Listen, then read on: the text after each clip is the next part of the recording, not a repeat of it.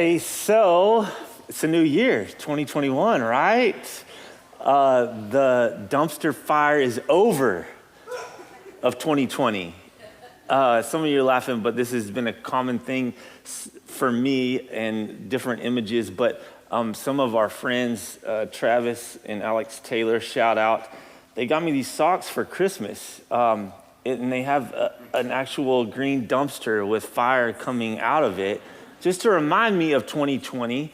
I have not worn them yet, and I thought about it, but I'm thinking about just putting them like in my office, just like up on the wall, just to know like I survived, made it through this, and just a reminder of this last year and everything that we've gone through. Listen, with the new year, there's always this mindset, like I don't know if we fool ourselves or whatever, but we think, okay, so the calendar changes. And so now it's a fresh start. And we have these dreams and these desires, and it's a new year, and it's full of potential and possibility. And I'm full of optimism as well. And when you start the new year, it's like a fresh start.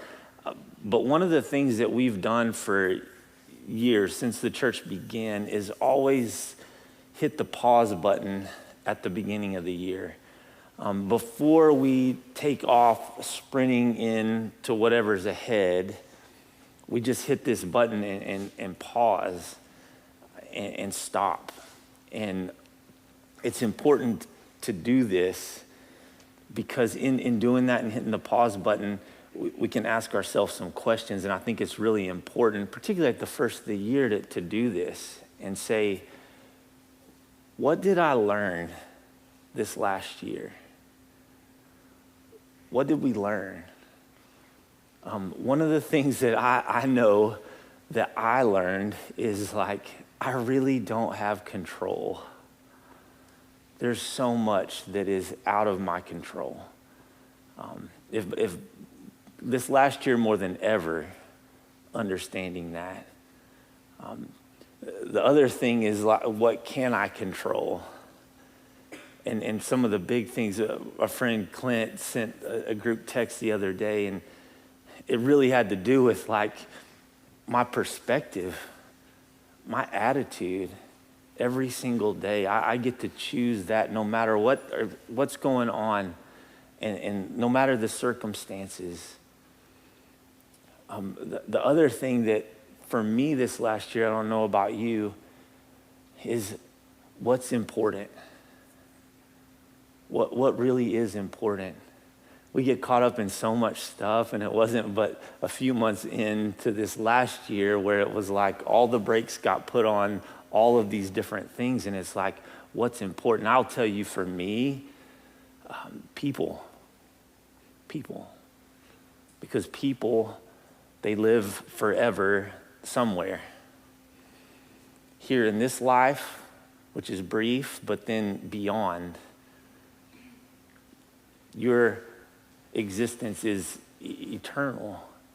And so people are important, and making time for people. Slowing down and hitting the pause button. It's so vital. And one of the things that I think is important before we just start the sprint into this next year is to acknowledge a couple of things that can happen. And one of these I'll just call the false start, all right? The false start being this, that we head into this year, 2021, and we say, okay, God, I want you to help me do what I want. Here's my list. Here's my goals. Here's what I want to see happen. Now, you help me do what I want. And this is dangerous. And so I think it's important for us to pause and to actually come into this year saying, God, what do you want? Let me in on your plans. Let me in on what you want to see happen. Because ultimately you know what's best.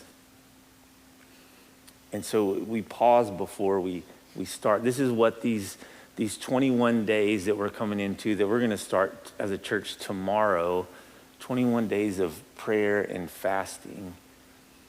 It's just stopping and saying, God, you're first in what you want and what you desire. And so we're going to step back before we just jump into this thing, before we have any false starts. And we're going to seek you first. This whole thing, this principle of the first, that my life is about him. Jesus said like this, seek first his kingdom and his righteousness, and all these things will be given to you as well. All these other secondary things, it's about him and his kingdom. Jesus gave everything he had, his life, and sacrificed his life, and we live our life out of knowing that we are loved and we're redeemed, and he's first. Paul put it like this: if you want to talk about resolutions, which I don't even use the word resolution because I feel like it's so old, because people just like within, the first month or so, it's like whatever, overdone. He said like this, he said, our only goal is to please God. Whether we're here in this life or after this life, our only goal is to please him. Not my will be done, but your will be done. You first in everything. Your kingdom come. And so when we pause, listen, it gives us all the opportunity to say, okay, who are you, God? Who am I? And let's get that straight. The other part of this that I will say that we have to acknowledge, and we pause before we come into the year, is something that I will just call the drift, because it's very real. We've all experienced it. We may have goals, we may have plans, but at some point we fail. We fall off the wagon, we don't follow through, and we drift away from what we said at the beginning of the year that we were going to do. This is a fresh start. We're going to head this direction. Any pilots in here? No, because they can't be here because they're in training and they have to stay quarantined away from people. No, but this is something, I'm not a pilot, but there's something called, there's this rule, the 1 in 60 rule, and it's this thing that if you are 1 degree off from your destination, if you're 1 degree off and you fly for 60 miles, you'll be 1 mile off from your destination. For every 1 mile that you travel 1 degree off, you're going to be 92 feet off of your destination. Think about that. Think about our lives. Think about the days that turn into weeks, that turn into months. And before we know it, there is this drift from where we wanted to be. It happens all the time. It's around us. I see this in marriages. You have marriages that they're married for 15 or 20 years, and then at some point, they say, well, we fell out of love. You don't fall out of love. You drift for 15 or 20 years, and then you look up and go, how did I get here? How did this happen? That wasn't the goal. Here I am. Or when it comes to finances, and you have an opportunity, and I'm going to buy this, and it's 0% interest for so many months, and the next thing you know, you've got money going out here, and then it's like, oh, but I need a new car, so I'm going to trade this one in, and so now I'm paying money here, and I'm paying money there, and then you get to the end of a month, months later, and you're like, I don't have any money, and then I have all this mounds of debt, and it's, how did I get here? It's a drift over time. And what we do with our time, it matters. Those days turn into weeks that turn into months. One thing that I will just have to say right now as we head into these 21 days, one of the biggest things that causes drift is social media. When you talk about our most precious commodity being time, I read this the other day that the average person spends 142 minutes on social media. That's 2 hours and 22 minutes a day. 15% of our time not heading in a direction, but drifting. These small decisions daily. And so we're going to pause before we head into this new year and just take 21 days and say, God, we're going to put you first. We're going to ask what you want. And we're going to focus our time, our lives on seeking you. And along the way over these next few weeks, just maybe introduce some disciplines or remind all of us of some disciplines that will help uncover really the dreams and the desires that God has placed within each of us, and for us to know ourselves, for us to know him before we move on to this year. I want to take a second. I want to pray before I jump into this.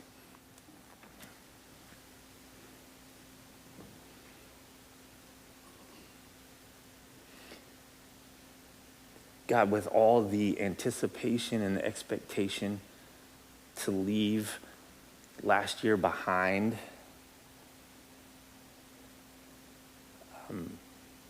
we humbly come to you knowing that we don't know what's in front of us.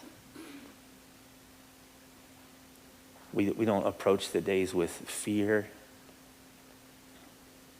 but we approach the days looking to you, expectant to see you in our lives, in the lives of our families, our friends, every day, to know that you're near. That no matter what comes our way, what circumstances, what situations happen, you are very, very near. And so I ask that today is a day that we put ourselves in a place, in a posture, in a position of just looking to you. Before we hurry, before we go on with another day or another week, that we stop. And that we trust and know that you have what's best. And you know the days ahead for each and every one of us. So God, would you speak to us today? And that we may be changed and leave here following you. And I pray this, Jesus, in your name. Amen. If you have a Bible, you can open up to Isaiah chapter 55. These words have just been on me, in me for the months now. And I'll explain a little bit later. Isaiah 55, and you can follow along up here. Isaiah was a prophet, and he was actually speaking to God's people. And I'm just going to kind of summarize all of this for you so you can understand the context a little bit better. But he was speaking to people, godly people, who thought they were doing the right thing, when in fact they had quit listening to God, and they turned a deaf ear to God, and they turned their back on God while they continued to function as though they were following him. And God speaks through Isaiah some judgments, but also some pronouncements to hopefully turn God's people back to him.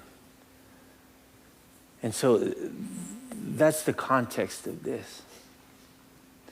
And he starts out, "Come, all you who are thirsty, come to the waters, and you who have no money, come buy and eat. Come buy wine and milk without money and without cost. Why spend money on what is not bread and your labor on what does not satisfy. As I read that, come to me all you who are thirsty, all I can think about is the way that we use this term thirsty. If any of you know what I'm talking about, you can just nod your head. We don't have to explain it out loud very much. But someone who's seeking attention, they are desperate for attention, thirsty. Here's the thing. We are all thirsty for something. And it plays out in a lot of different ways for every single one of us. And there's a thirst that we all have for things that don't satisfy. What we're obsessed about, what we labor for, inevitably leaves us just wanting more and empty. We're thirsty for more money. Anybody got the stimulus check yet? Nobody's laughing. Phil raised his hand like nobody else wants to admit. We want more. And we see this play out. Listen, I'm all about working hard. If I will work hard, I don't want to bet that I'll outwork you, but I might. But listen, we want more so much that we have more overtime. We spend more hours. We get second and third jobs so that we can buy things that leave us feeling empty. That the new purchase is going to bring us peace. We're thirsty for recognition. We want followers. We want to be important so much that we self-promote. We're thirsty for relationships in ways that aren't healthy. And you look, God is inviting, listen to me, all people. He says, come to me, all who are thirsty. He's inviting people who recognize their dependence on him. And this is why pausing before we move into this next year is so important. And these words here, Jesus echoes Isaiah's words when he says this, come to me, all you who are weary and burdened, and I'll give you rest. Take my yoke upon you, learn from me, for I am gentle and humble in heart, and you will find rest for your souls. Jesus' words, they I don't know about you, but they resonate with me. Those words come to me, all you who are weary and burdened. It seems that they only resonate with me when I have done everything I can to the point of exhaustion to try to make things work how I want them to work to get what I want. And then I'm worn out and I'm empty because what I've been wanting doesn't satisfy. There's this call from God for us to come to him, the one who is our ultimate provider, the one who gives us life and breath and everything else. And do we recognize our dependence on him?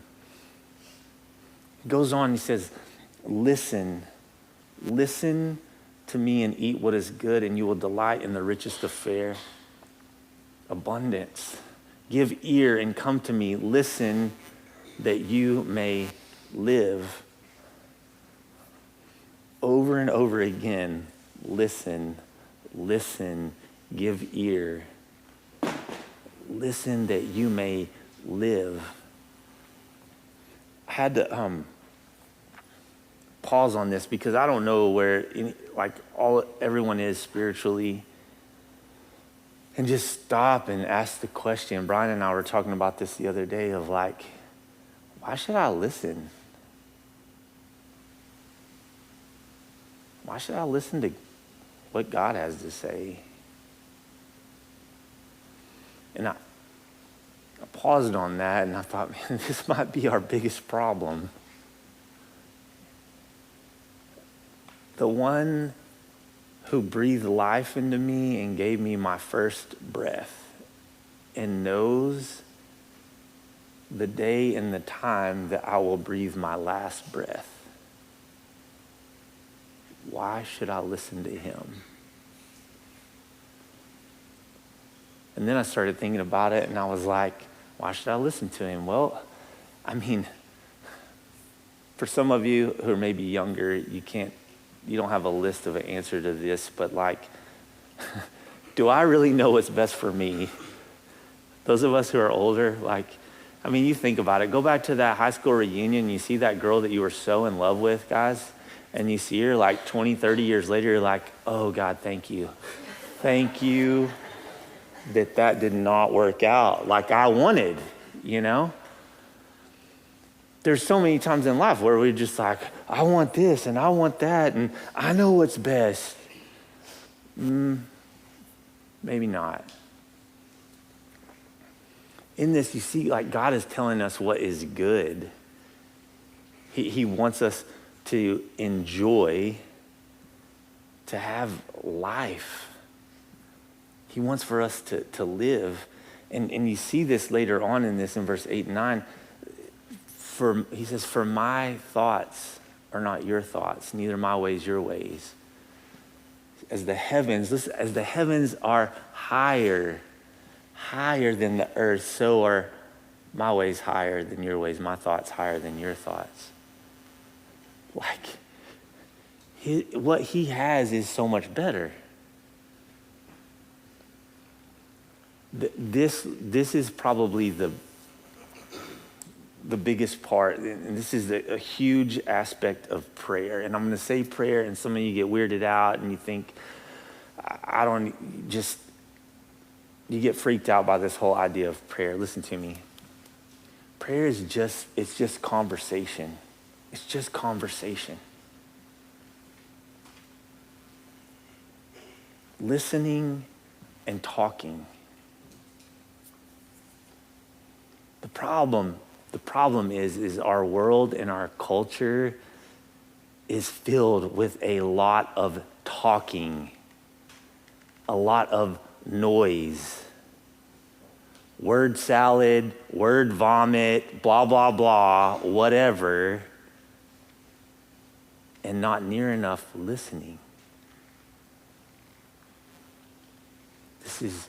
If his thoughts and his ways are so much higher and so much better, why would we not step back and listen? What if we made listening more of a habit than talking? This is one of the things that we've talked about for a long time, and you can grab one of those cards on your way out. These bless cards, it's just some habits. And one of those is listening, of setting aside time of silence, solitude, and just listening to what God is saying. Jesus said, my sheep listen to my voice. They know me, they follow me.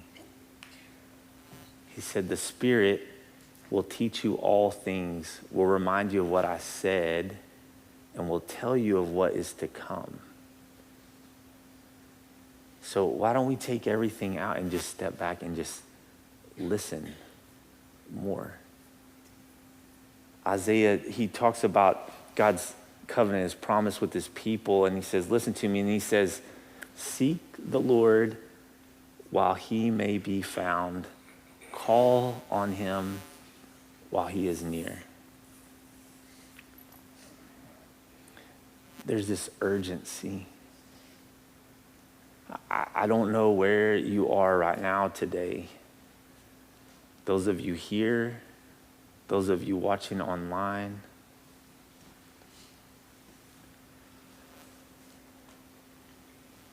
I will tell you this. God knows exactly where you are today, right now, in this moment. He knows your hopes. He knows your dreams. He knows your pain.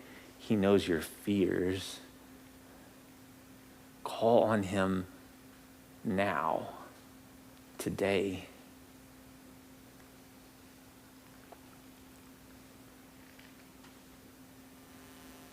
Like I said earlier, if there's anything that I've learned over the course of this last year is there's so much that is out of my control. There's so much that is out of our control. We're not God, and this life is a gift. Our days are numbered here. These words are for people who thought they were doing the right thing, but in reality, they were drifting away from God. Listen, over the months from March into April, into May, into June, in July, and August of this last year, and on, all of this unknown, all of this uncertainty, it took a toll on every single one of us, emotionally, maybe physically, mentally.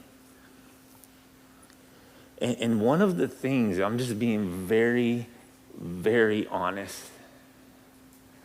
One of the things that was a huge burden for me and others was what, during that time when there was physical distance and maybe not seeing people face to face,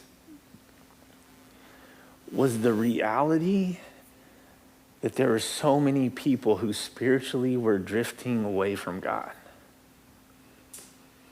Because there wasn't this thing that we gathered together. There wasn't this kind of accountability, whether it was false or real or whatever. It was just like the reality that there was people who were just now had time, now who had been put in positions because of lockdowns or shutdowns or whatever, who found other ways to entertain, other ways to go about their everyday. And God wasn't in it. And I don't say this in a condemning way. This is our condition as human beings. Like, we drift away to what's comfortable. We drift away to what's easy. We drift away to what we want. And I just seek the Lord while he may be found.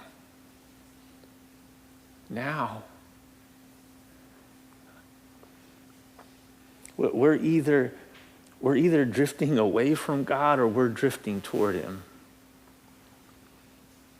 He goes on and says, let the wicked, he said the wicked forsake. This word forsake, it means to leave behind, to break free of. Forsake their ways and their thoughts. Do you see this? What I think in my way, let them forsake that. Let them turn to the Lord, and he'll have mercy on them, and to our God, for he'll freely pardon. Leave and break free from your pattern and your way. Leave and break free from your thoughts and the ways that are causing you to drift. We sing this song frequently, but this old hymn, Come Thou Fount, and these words in there, these lyrics, prone to wonder, Lord, I feel it, prone to leave the God I love. every time that we sing those words, I just start to tear up because I know within me, it's there. Like, I want to do my own thing. I'm prone to wonder, prone to drift. And so I want to ask you today, like, what specifically are the thoughts and actions that are causing you to drift and to do your own thing? Like, what are they? Right now in this moment, like, what are those, what is God pointing out within you that aren't his thoughts and his ways? And listen to me, this is heavy, but it needs to be for us, for all of us. And just knowing, like, God, this is where I've done my own thing, or this is where I haven't looked to you. This is where I've drifted. And just have the conversation. Listen to what he's saying. Look in the mirror. Those things where it's like, I know I shouldn't have done this. I know I shouldn't have said this. Or I should have. And just start, listen to me, just start right there. We're all there, all of us. And then he says in there, he says, turn to the Lord. This is a crazy church word and everybody freaks out about it. Turn to the Lord, repent, like change the direction. You're heading down this way. You're a degree off. Oh my gosh, no. Now I'm like 30 degrees off and I'm headed down this path over here. No. He's like, come back, turn back, course correct, follow my ways. Turn from our ways, seek him first. And so let them turn to the Lord and he'll have mercy on them and to our God, for he will freely pardon. No matter who you are, no matter what you've done. I'm going to make this really, really, really clear. God is not out to get you. He's not. No matter what you've done, no matter where you are right now, he is not out to get you.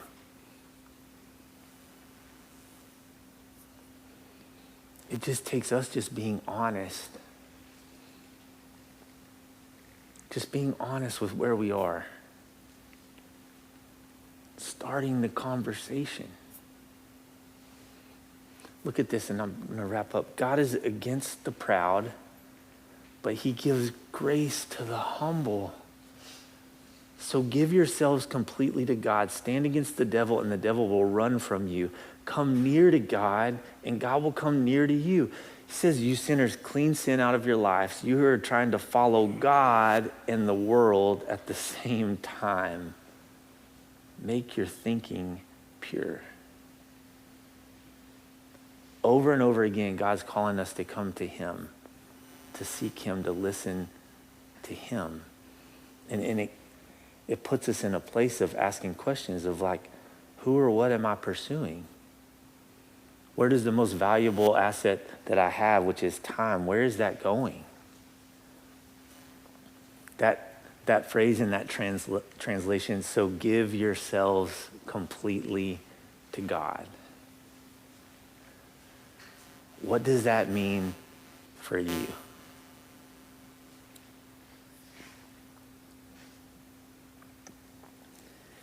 There's a Bible verse that it's probably on Pinterest a lot. I'm not on Pinterest, believe that or not.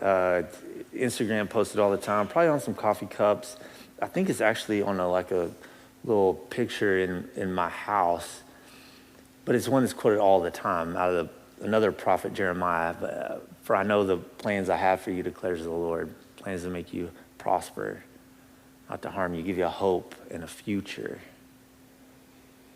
And a lot of times that can be taken way out of context. Like, God is for me. Life is all about me. This world is about me. I'm the center of the universe. What's interesting is just a couple verses later in that says, you will seek me and you will find me when you seek me with all your heart.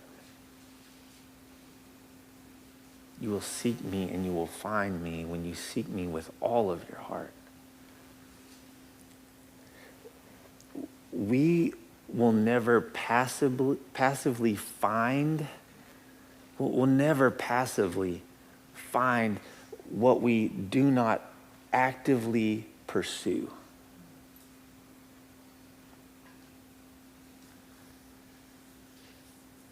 Give yourselves completely to God. And this has everything to do with surrender. Surrender. Jesus said, whoever wants to save their life, will lose it. He said, whoever loses their life for me will find it. And this surrender thing has a lot to do with this, of what I'm going to hold on to, what I want, my goals, my dreams, my desires. But going through life like this is not saving your life. Jesus said, what good is it for a man to gain the whole world yet forfeit his soul? So it starts like this. In fact, I want everyone, just as you're sitting there, even if you're sitting at home right now, wherever you are, I want you to physically sit, and I want you to just open your hands and take a breath and just open your hands. That's what these 21 days are about. Just opening your hands. Acknowledging, just take a minute, and I want you to bow your head now and close your eyes. And I want you to, with your hands open, just this whole acknowledgement of God, you know me. You know where I am. You know how I am right now in this moment. You know where my thoughts are. You know where I am in life.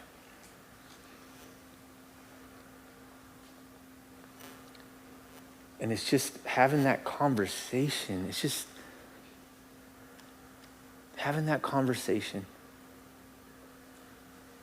Listening and talking. Now, as you sit there and think about this last year and think about moving forward,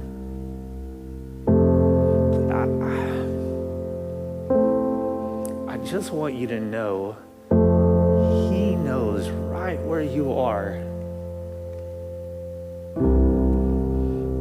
My prayer is that your heart would just soften to a place that your desires would be His.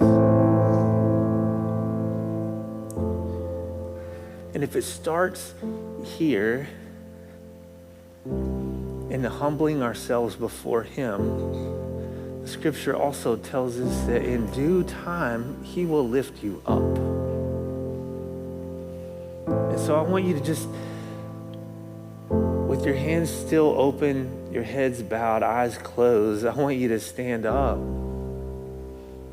All of you, I want you to stand up. Even if you're at home, I want you to stand up as just a physical representation of saying, God, I'm standing here before you, surrendering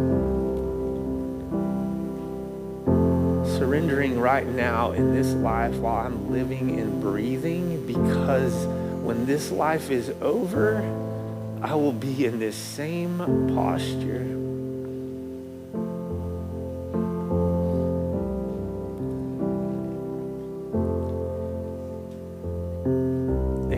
acknowledging that this Jesus is first, that he is King and that he is Lord. But it wasn't free. There was a cost, a sacrifice. He knows exactly who I am and what I've done, and this Jesus came and gave his life a perfect sacrifice for me. And he died and rose from the dead to prove that he is God, that he is first, that he is above all, that his name is above every other name. And it's in this place of saying, I give myself completely to you, that we find life. That we say, God, your plans, your ways, your thoughts, not mine. I'm seeking you first. I'm listening. I'm reorienting my life where you are the center of it. I'm not doing my own thing. My life is about your ways.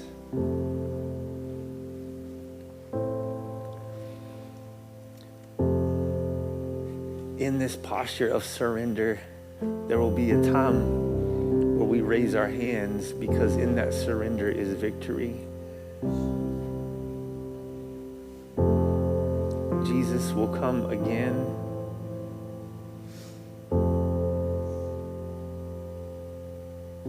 He's King and he's over all, and we start this year not only acknowledging that, but believing, trusting, and following you, Jesus, every single day.